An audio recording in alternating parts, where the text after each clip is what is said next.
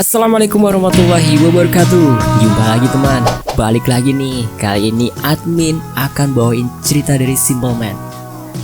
Iya sih, udah dibawain di channel teman-teman YouTube yang lain, tapi admin sendiri penasaran nih, gimana sih cerita dari Omah Jejer Teluh itu yang dari Simple Man itu. Oke, kalau ada yang mau nyimak ya silakan aja nyimak ya. Oke, mari kita masuk ke ceritanya. Tapi sebelum kita masuk ke ceritanya nih, mari kita berdoa dulu ya.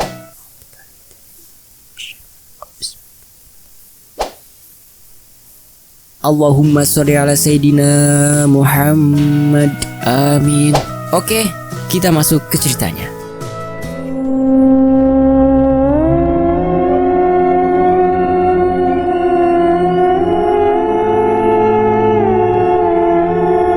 Kemarin penulis nggak sengaja lihat sebuah foto yang disebarkan oleh satu akun Twitter, di mana di kamar mandinya ditemukan cairan misterius yang kabarnya diklaim menyerupai darah.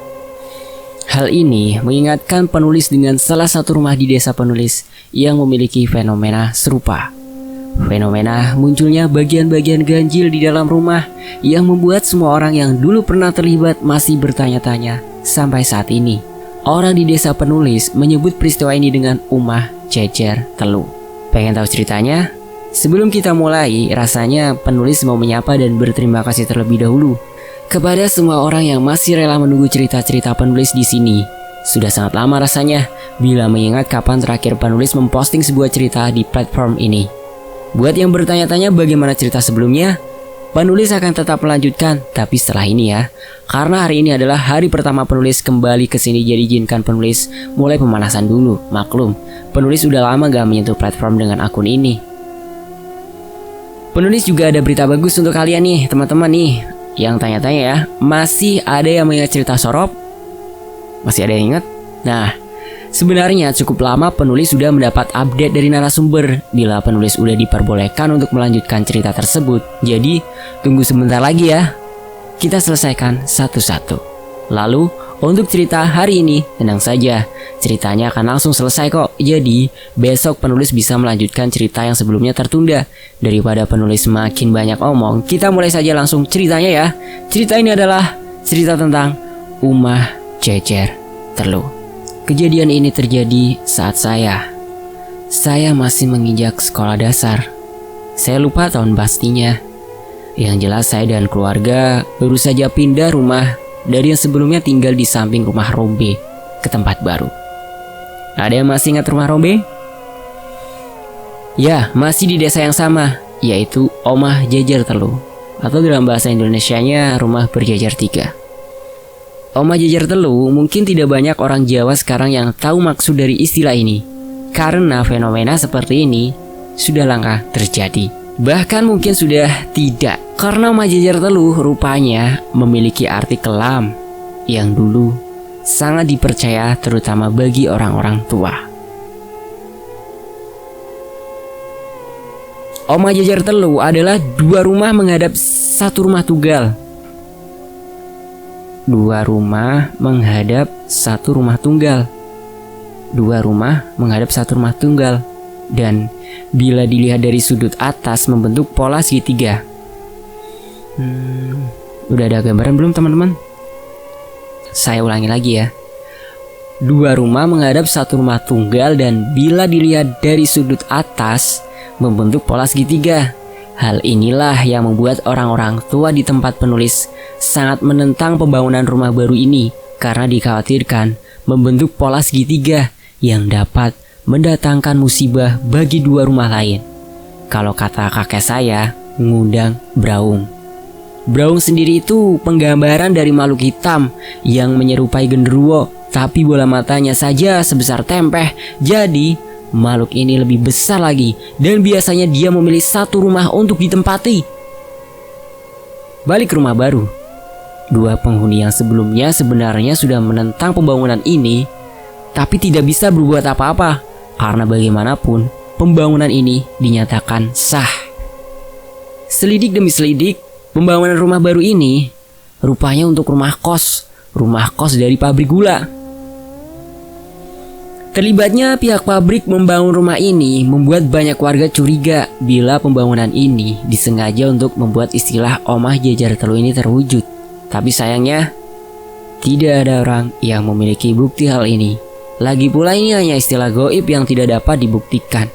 Hal yang membuat warga semakin curiga sebenarnya adalah lokasi. Ya, lokasi yang dipilih pihak pabrik adalah 2 rumah yang paling tua di desa saya nih. Aneh kan? Tapi sekali lagi, tidak ada yang bisa membuktikan maksud dibangunnya rumah ini karena nyatanya pembangunan tetap berlanjut.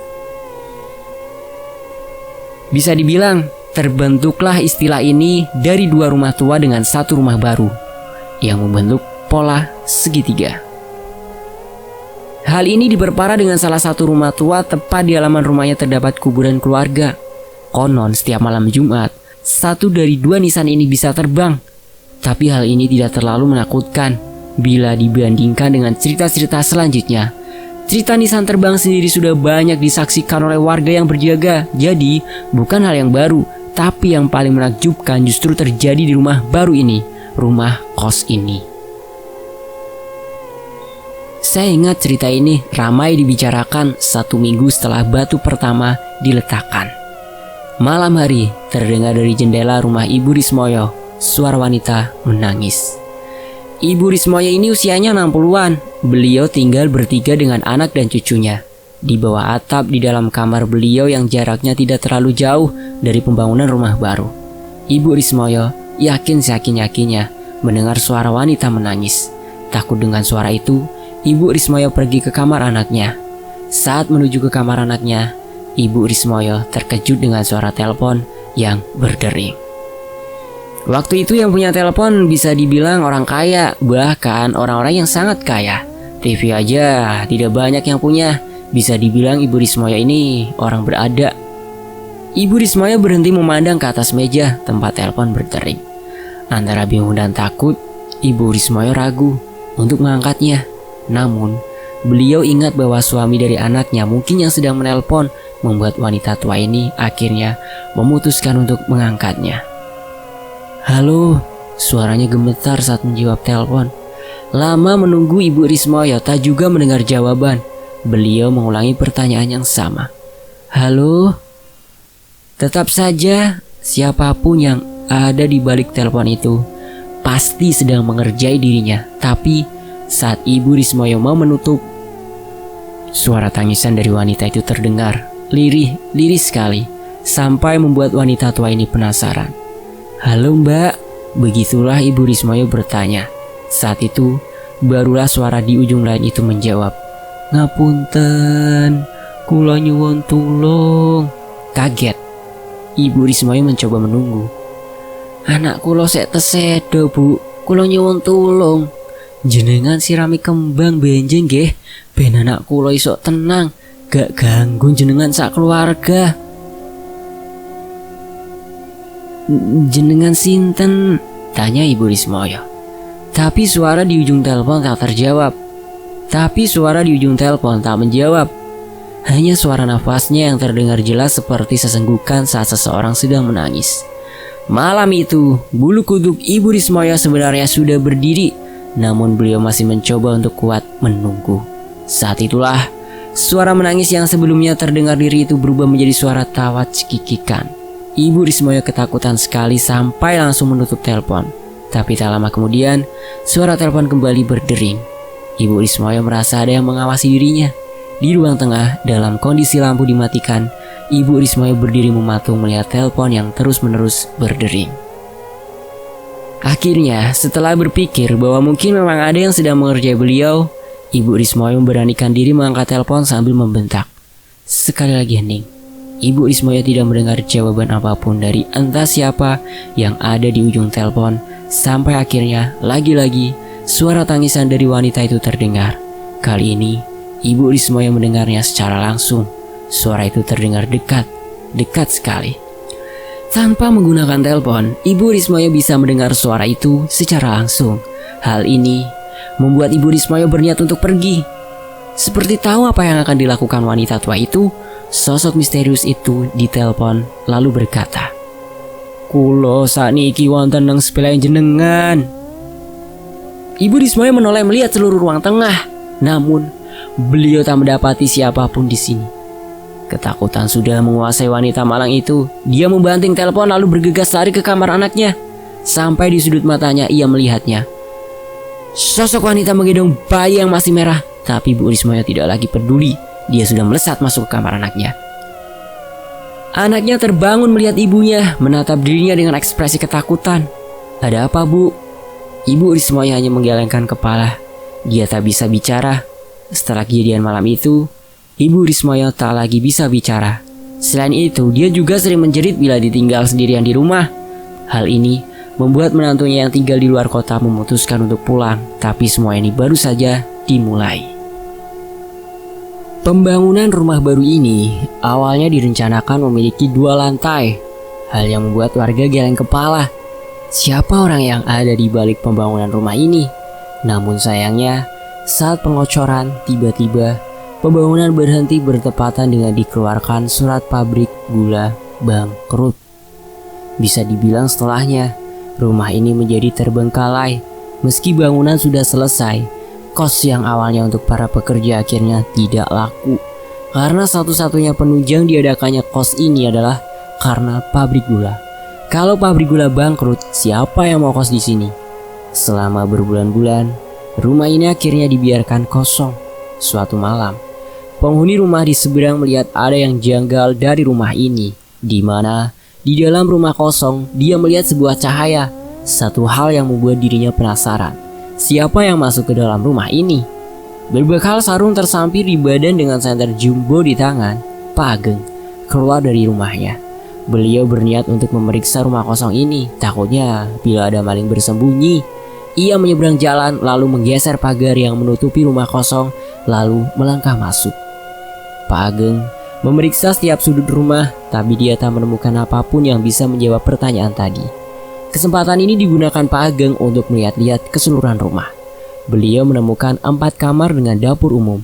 Selain itu, ada 1 kamar mandi. Sayang sekali, rumah sebesar ini dibiarkan kosong seperti ini. Saat itulah, dari jauh, Pak Ageng mendengar suara wanita menangis. Suaranya terdengar jelas dari halaman belakang rumah yang waktu itu masih ditumbuhi pohon-pohon pisang. Kadang, saat seseorang sudah penasaran, ia akan mengesampingkan rasa takut atas kebodohan yang akan dia lakukan. Hal inilah yang terjadi dengan Pak Ageng. Berbekal keberanian sebesar biji jagung, dia memutuskan untuk memeriksa bagian belakang rumah yang konon tidak pernah didatangi siapapun. Pintu kayu yang menutupi bagian belakang rumah dipindahkan oleh Pak Ageng. Sementara suara itu terdengar semakin jelas, membuat dirinya semakin yakin bila yang dia dengar ini nyata. Melangkah keluar, Pak Ageng tak mendapati apapun selain pemandangan pohon pisang. Saat itu, Pak Ageng terus mencari di mana sumber suara tersebut karena ia merasa yakin masih mendengarnya. Saat itulah, tanpa sengaja, senter jumbo Pak Ageng menangkap sesuatu di jendela Ibu Rismoyo. Rupanya, wanita tua itu sedang mengamati dirinya dari dalam kamarnya. Pak Ageng akhirnya memutuskan untuk mendekati jendela Ibu Rismoyo yang sedang melihat dirinya dari balik kaca hitam. Ada yang aneh dengan wanita tua ini. Pak Ageng belum pernah melihat beliau menggerai rambut panjangnya sembari menempelkan wajahnya dengan 2 tangan tepat di kaca. Tepat berdiri di hadapannya, Pak Ageng akhirnya mengetuk kaca jendela wanita tua itu yang sama sekali tidak bergerak. Bu, sampean delok apa toh? Kok sampai koyong ini? Ibu Rismoyo masih melihat Pak Ageng. Saat itulah, Ibu Rismoyo tersenyum menyeringai kepada Pak Ageng yang membuat lelaki parubaya itu merasa ada yang ganjil dengan wanita tua di hadapannya ini. Ibu Rismoyo seperti mengatakan sesuatu, namun Pak Ageng tidak bisa mendengar dengan jelas maksud ucapannya. Ibu Rismoyo terus mengetuk-ngetuk kaca dengan telunjuknya. Butuh waktu lama untuk Pak Ageng tahu kalau Ibu Rismoyo sedang berusaha mengatakan, "Nang burimu, nang burimu." Pak Ageng terdiam mematung. Suara tangisan itu kini terdengar semakin jelas. Waktu subuh, Pak Ageng ditemukan oleh Mbak Nani saat sedang menyapu halaman depan. Ia menemukan lelaki parubaya itu kejang-kejang. Ramai orang datang mencari tahu apa yang sebenarnya terjadi. Tapi saat Pak Ageng ditanya, dia hanya bisa menjawab dengan kosakata tidak lengkap. atau gagap. Ia menyebut Anin, Anin, Anin sambil menunjuk-nunjuk siapapun yang ada di depannya. Semua orang hanya saling melihat satu sama lain, tidak mengerti maksud Pak Ageng. Tapi ketika Ibu Rismoyo datang menjenguk, Pak Ageng menjerit-jerit menyuruh wanita itu keluar. Ingat, ingat! Mbak Nani merasa tersinggung ibunya diperlakukan seperti itu. Dia berkata, bila Pak Ageng tidak tahu terima kasih. Hal ini membuat orang-orang yakin kalau ini adalah tanda-tanda omah jejer telu yang biasanya diawali dengan sesama tetangga saling bermusuhan. Kejadian ini terus berlanjut. Banyak warga menemukan keganjilan yang semakin aneh. Salah satunya menemukan Ibu Rismoyo biasanya berdiri di depan pintu rumah kosong seorang diri, seolah-olah melihat sesuatu. Saat diingatkan, dia akan menoleh sambil nyengir setan yang membuat merinding. Tidak hanya itu, di tengah malam, beberapa orang pernah bersaksi bila melihat Pak Ageng sedang bermain-main di depan rumah kosong seperti mencari sesuatu di sana. Setiap mau didekati, Pak Ageng akan merangkak masuk ke dalam rumah, membuat orang yang melihatnya memutuskan pergi. 2 tahun setelah kosong, akhirnya ada keluarga baru yang mengatakan berniat mengontrak rumah ini. Hal ini disampaikan kepada RT setempat. Meski sempat diingatkan kalau rumah ini tidak beres, keluarga baru ini bersikeras. Katanya, dia tidak peduli dengan hal ini, karena rumah ini sebelumnya selesai ala kadarnya. Keluarga baru ini harus sedikit menguras isi dompet untuk memperbaiki di sana-sini. Ia berkata kalau merasa berjodoh dengan rumah ini dan berniat membelinya kalau dirasa cocok dalam waktu berjangka. Akhirnya, Pak RT menyerah. Rumah yang sebelumnya terbengkalai kini terlihat lebih baik. Keluarga baru ini terdiri dari seorang lelaki muda, sebut saja Pak Ridwan, bersama istri dan kedua anaknya. Anak sulung berusia 6 tahunan, sedangkan si bungsu masih menyusui. Malam ini adalah malam pertama bagi mereka. Kebetulan, kamar di sebelah utara menghadap ke rumah Ibu Rismoyo, sedangkan ruang tamu menghadap rumah Pak Ageng. Setiap malam anak bungsunya tidak pernah berhenti menangis. Hal ini membuat Pak Ageng dan istrinya tidak bisa tidur, sementara anak sulungnya berlarian di ruang tengah.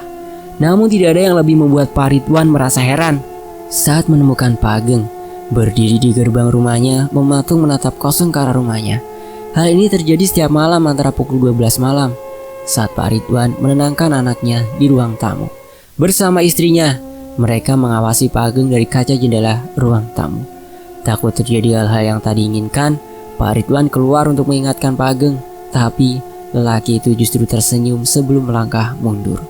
Melangkah mundur bukannya berbalik, aneh sekali. Belum selesai dengan urusan Pak Ageng, terdengar anak sulungnya berteriak menjerit yang membuat mereka akhirnya berlari untuk melihat apa yang terjadi. Anak sulungnya menunjuk-nunjuk kaca jendela yang ditutupi oleh gorden. Pak Ageng memeriksa saat melihat di hadapannya ada Bu Rismoyo. Hal ini terjadi setiap malam, membuat Pak Ridwan akhirnya menyampaikan protes kepada Pak RT, membuat mereka akhirnya dikumpulkan di salah satu rumah warga. Di sana, Bu Rismoyo menangis menggelengkan kepala, seolah berkata itu bukan dirinya. Hal yang sama yang dilakukan oleh Pak Ageng. Pak RT menyarankan untuk memanggil kiai untuk membersihkan sisi rumah, tapi Pak Ridwan tidak percaya dengan hal seperti ini. Dia menolak lalu kembali ke rumah, hal yang membuat warga merasa geram. Tapi ini akan menjadi penyesalan karena setelahnya kejadian itu terjadi malam itu. Malam itu, kedua anaknya sedang tertidur lelap. Pak Ridwan melangkah keluar dari dalam kamar. Ia merasa tenggorokannya kering. Saat dia menuju ke dapur dan tiba-tiba dia mendengar suara seorang wanita sedang menangis. Suaranya berasal dari dalam kamar mandi. Pak Ridwan berjalan menuju ke sumber suara di mana dirinya menemukan bayangan seseorang dari bawah pintu. Ragu bila benar-benar ada orang di dalam, Pak Ridwan mendorong pintu melihat siapa yang berada di sana. Sebelum Pak Ridwan sadar dirinya berhalusinasi karena dia tak melihat siapapun ada di dalam kamar mandi. Anehnya, ia masih saja mendengar suara wanita menangis. Pak Ridwan melangkah masuk melihat isi di dalam bak mandi, namun sekali lagi dirinya tak menemukan apapun. Saat ia berbalik, Pak Ridwan mendapati istrinya menggendong si bungsu. "Dek, ngapain?" tanya Pak Ridwan. Istrinya tidak menjawab. Ia ikut masuk ke dalam kamar mandi sembari bergumam seorang diri. Ia menimang-nimang si bungsu sebelum menenggelamkan tubuh anaknya ke dalam bak mandi. Salah satu hal yang membuat Pak Ridwan langsung mendorong wanita itu. Sambil memegang kepalanya, istri Pak Ridwan menjerit, menangis keras mungkin. Pak Ridwan merasa keheranan. Ia berteriak apa maksudnya dia melakukan hal gila tersebut. Sesaat kemudian istrinya melihat Pak Ridwan, menunjuk-nunjuk Pak Ridwan sambil berkata, "Delok anakmu." Pak Ridwan melihat si bungsu yang ada di pelukannya, dan saat itulah dia baru menyadari bahwa yang ia gendong rupanya bukan anaknya, lebih menyerupai bayi yang terlihat seperti seonggok daging berlumuran darah. Pak Ridwan melemparkan benda itu, berlari menuju ke tempat istrinya. Pak Ridwan masuk ke dalam kamar, tapi tak mendapati kehadiran istri dan kedua anaknya. Hanya kamar kosong dengan pemandangan di jendela di mana Bu Rismoyo sedang melihat dirinya. Sadar rumah ini membuat dirinya gak waras, Pak Ridwan berlari keluar rumah. Di sana, dia melihat istri dan kedua anaknya sedang berdiri melihat Pak Ridwan dengan tatapan cemas. Malam itu juga mereka menjelaskan semua kejadian ini kepada Pak RT yang keesokan harinya memutuskan untuk memanggil Kiai. Apakah semua berakhir sampai di sini? Sepertinya tidak. Sebenarnya warga, terutama Pak RT, sudah bersikap sangat baik. Mereka mau membantu mencarikan Kiai untuk membantu membersihkan rumah tersebut. Tapi keluarga Pak Ridwan, terutama Pak Ridwan sendiri, menolak tawaran tersebut. Kenapa? Karena beliau lebih percaya dengan seorang guru spiritual yang pernah dekat dengan keluarga Pak Ridwan. Jadi bisa dibilang Pak Ridwan yang sehari-hari memiliki latar belakang sebagai seorang pemborong ini dulu punya guru spiritual keluarga, tapi sudah lama tidak menjalin hubungan setelah kebangkrutan bapaknya. Setelah bapaknya almarhum, Pak Ridwan teringat kembali dengan sosok guru ini.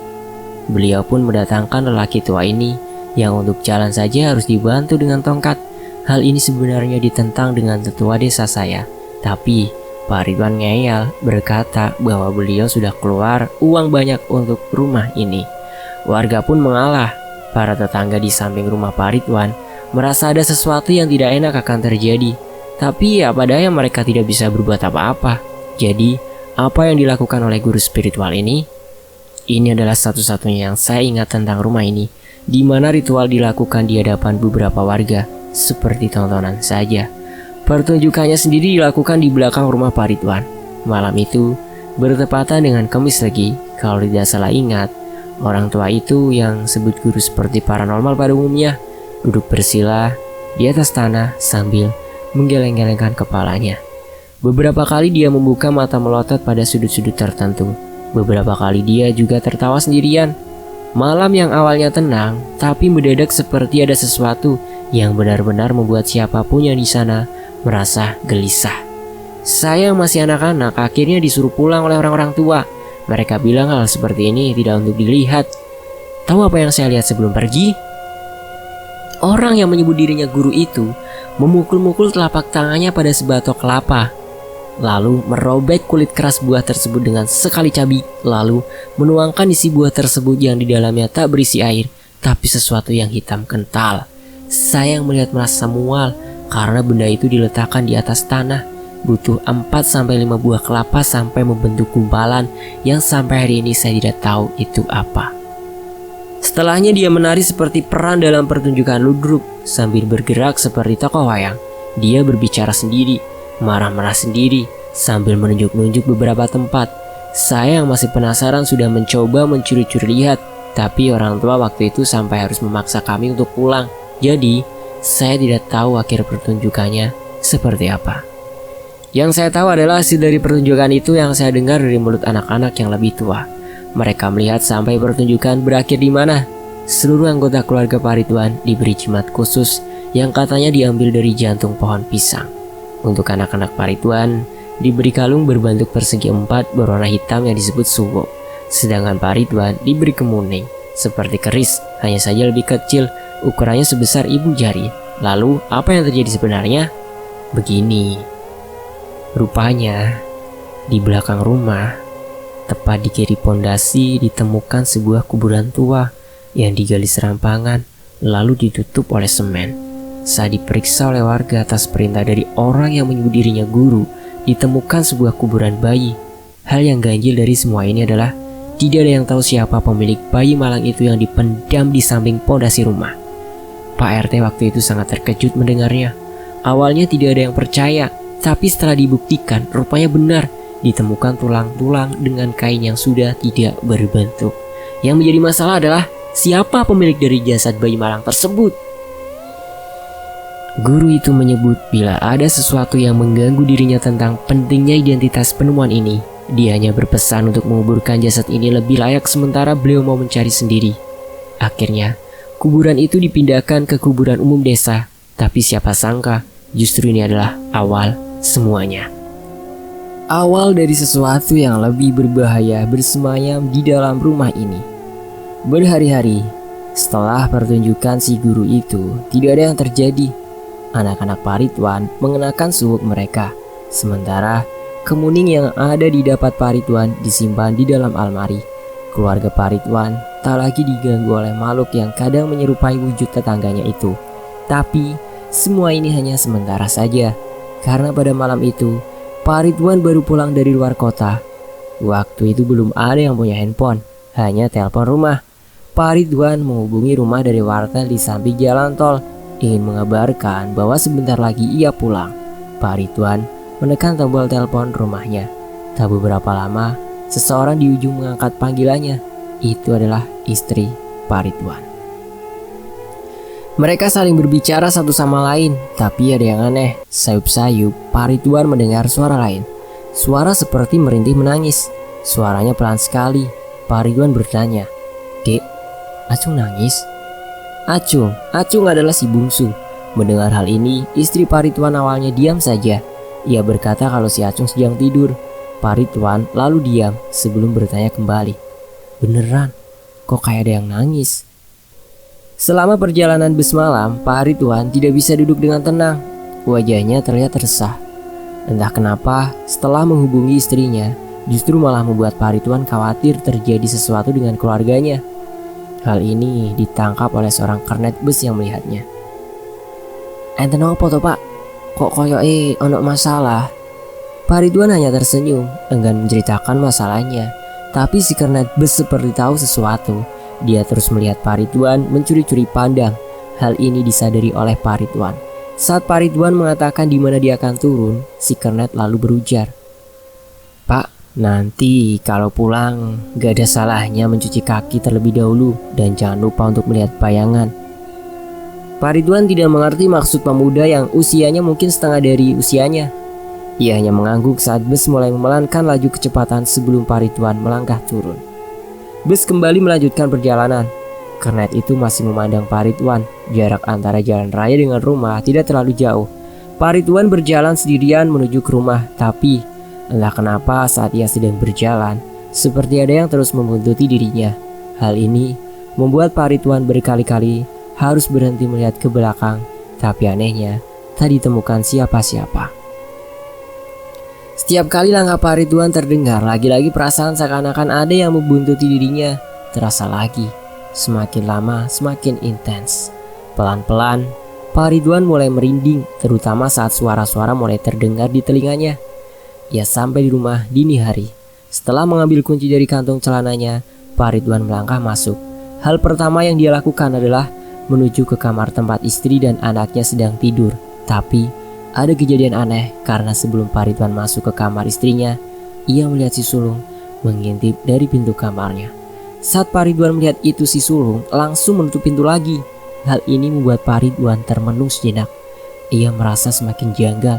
Ada apa dengan anaknya? Kenapa dia belum tidur?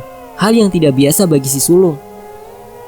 Pak Ridwan mengurungkan niat masuk ke kamar. Ia sekarang mendekati pintu si sulung di mana Pak Ridwan lalu mengetuk pintu kamarnya. Namun tak ada jawaban dari dalam kamar. Tetapi Pak Ridwan mendengar dengan jelas di balik pintu si sulung seperti bersandar di sana, tertawa cekikikan. Pak Ridwan mulai mengetuk pintu sembari memanggil nama anaknya. "Mbak, bukan Mbak, kok belum tidur?" teriak Pak Ridwan, tapi tak ada jawaban. Setelah mengetuk memanggil berkali-kali, akhirnya pintu kamar si sulung terbuka dengan sendirinya. Pak Ridwan melangkah masuk. Ia melihat anaknya sedang tidur dibalut selimut di atas ranjang. Pak Ridwan mendekatinya perlahan-lahan. Ia yakin bahwa apa yang baru saja dia dengar adalah suara anaknya. Tapi melihat anaknya sudah tertidur lelap, lalu suara siapa yang tadi baru saja dia dengar? Pak Ridwan berdiri di samping si sulung. lalu mengusap rambutnya. Tiba-tiba dari belakang Pak Ridwan merasa sekelebat bayangan melintas diikuti suara tak familiar yang baru saja dia dengar. Pak Ridwan menoleh, ia meninggalkan si sulung, melihat ke belakang namun tak ada siapapun. Pak Ridwan menutup pintu kamar. Ia baru mengingat bila belum mencuci kakinya seperti pesan kernet besi yang ia temui. Saat Pak Ridwan bersiap menuju ke kamar mandi, tiba-tiba dari kamarnya istrinya bersama si bungsu melihat dirinya dengan sorot mata kosong. "Sudah pulang mas, sini." Ada beberapa hal yang membuat Pak Ridwan masih diam memandang istri dan anaknya. Pertama, selama dia hidup bersama istrinya, ia tak pernah melihat perempuan itu menggerai rambutnya. Biasanya ia mengucirnya. Kedua, cara dia menimang anaknya terlihat ganjil dengan posisi tangannya. "Lihat apa mas ini?" Ia tersenyum. Senyuman yang membuat Pak Ridwan tidak akan pernah bisa melupakannya. Ia juga mengenakan daster putih, salah satu pakaian yang jarang sekali dipakai oleh istrinya saat malam hari. Tapi Pak Ridwan tak memikirkan hal ini lebih jauh. Ia mendekat. Saat Pak Ridwan mendekat, tiba-tiba si sulung menangis. Cepat-cepat istrinya kembali menimang-nimang sembari menenangkan. Saat itulah Pak Ridwan akhirnya berbalik menuju kamar mandi, lalu mencuci kedua kaki serta tangannya. Tapi saat ia sedang melakukan hal itu, di belakangnya, tepat di belakangnya Pak Ridwan, melihat si sulung berdiri melihat dirinya. Hal ini membuat lelaki itu cukup terkejut. Sejak kapan si bungsu bisa berdiri? Merangkak saja dia nggak bisa. Tak lama dari belakang istrinya datang tersenyum, lalu berkata, "Acung pinter mas, isok melaku." Malam itu, Pak Ridwan menimang Acung sendirian di ruang tengah.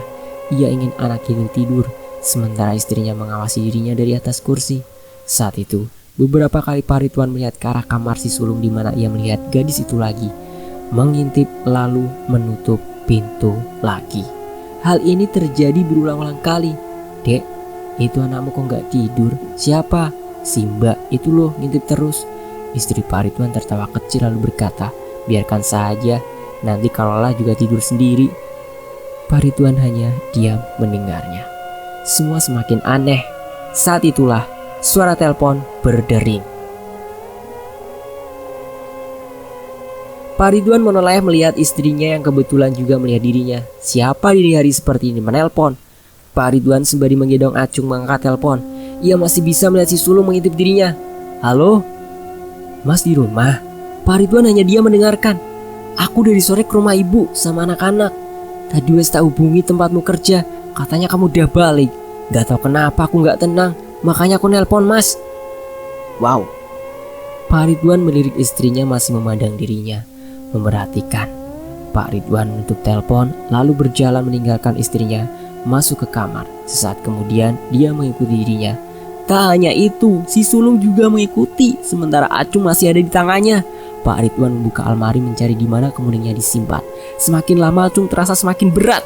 Pak Ridwan berusaha tetap tenang sembari tangannya membongkar baju satu persatu, tapi ia tak kunjung menemukan benda ini. Saat itulah dari bayangan kaca di almari, Pak Ridwan melihat Acung anaknya rupanya menyerupai bocah kecil gundul. Sosok yang menyerupai istrinya masih berdiri, diam tak bergerak. Pak Ridwan mendorong pintu almari, mengarahkannya pada si sulung yang berdiri malu-malu di samping pintu kamar. Sosoknya berubah menjadi sosok dengan kain kafan yang tidak lebih tinggi dari anak gadisnya. Wajahnya hitam. "Cari ini mas." Telapak tangan terulur dengan kemuning di atasnya. Pak Ridwan melihat dari sudut mata sebelum mengarahkan pintu melihat istrinya yang rupanya adalah sosok perempuan dengan leher daklet. Ia melihat Pak Ridwan menyeringai berujar dalam suara lirih, "Anak saya di mana?" Belum berhenti di situ, rasanya Pak Ridwan ingin menjerit lari tunggang langgang dari rumah itu. Tapi tubuhnya seperti patung, hanya bisa membeku diam sesaat sebelum akhirnya dia menyadari di atas lemari ada sosok kakek tua keriput dengan bulu di tubuhnya melotot memandang dirinya. Tidak ada yang bisa diingat apa yang terjadi setelahnya, karena Pak Ridwan sadar tiba-tiba di hadapannya ramai orang berkumpul.